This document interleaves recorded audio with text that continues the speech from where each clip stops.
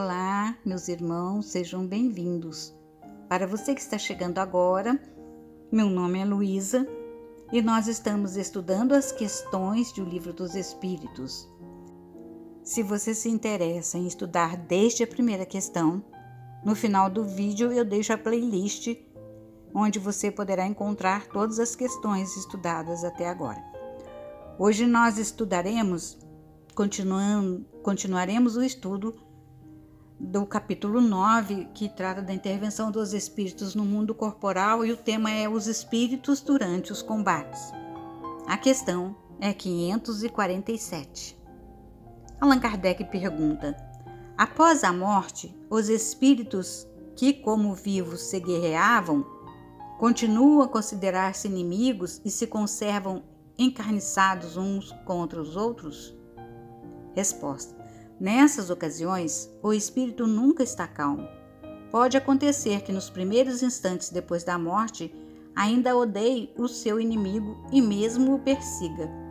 Quando, porém, se lhe restabelece a serenidade nas ideias, vê que nenhum fundamento há mais para sua animosidade.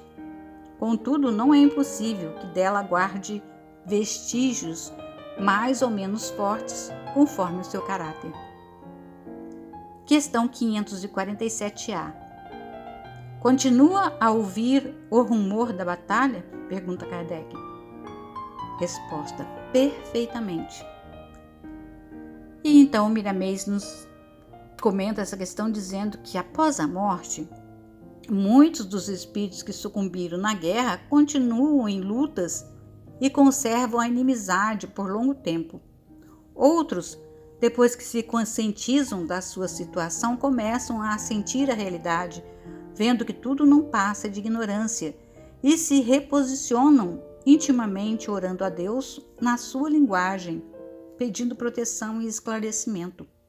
A diversidade é enorme dentre todos que sofrem nas guerras, encarnados e desencarnados. Os próprios comandantes do fronte fratricida não têm consciência plena do que ocorre. Entretanto, nas horas de silêncio, uma voz interna que todos conhecem os acusa, e surge no seu mundo interno a inquietação espiritual. Esses nunca mais voltam a guerrear como antes. O fanatismo pela pátria, o amor por porções territoriais são substituídos pelo amor verdadeiro, a que chamamos universal. Qual a diferença entre a criatura de um país para outro? Vejamos o comércio, que tem um alto sentido entre as nações. Além das trocas necessárias, começa a germinar através dele a semente da fraternidade entre os homens. Ninguém pode viver separado dos outros. Analisa as coisas, e bem assim essas próprias letras. Se mantiveres a animosidade em relação ao teu próximo, não tem sentido a mensagem que estruturamos para a paz das criaturas. Precisamos de harmonia para viver melhor, e não de guerras, que até hoje somente insuflam discórdia e violência. Se o espírito desencarna com ódio, no mundo dos espíritos continua odiando. A alma afeita ao roubo continua roubando na dimensão que lhe é própria. Assim por diante, vivemos onde se encontram fixados os nossos pensamentos. Ao indivíduo que alimenta as paixões inferiores, a morte não irá mudar o conceito da vida. Ele, mesmo desencarnado, continua inspirando aos que sintonizam com ele os desregramentos brutalizados.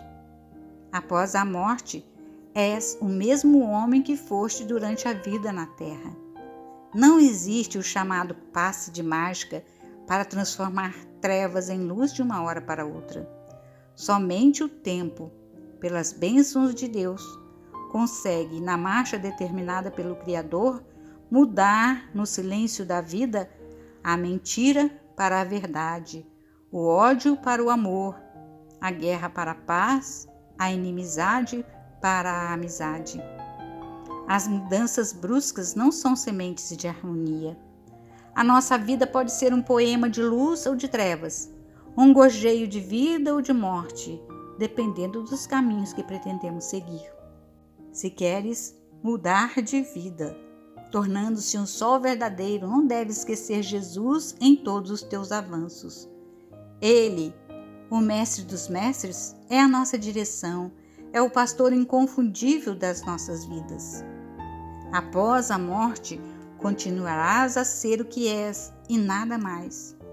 Se assim acontece, vamos começar a burilar as nossas ideias na terra, não deixando para amanhã o que podemos fazer hoje. Ao terminar uma batalha, o espírito nunca se encontra calmo, mas os mais esclarecidos com pouco tempo se refazem, arrependendo-se e pedindo a Deus que os encaminhe para os roteiros certos.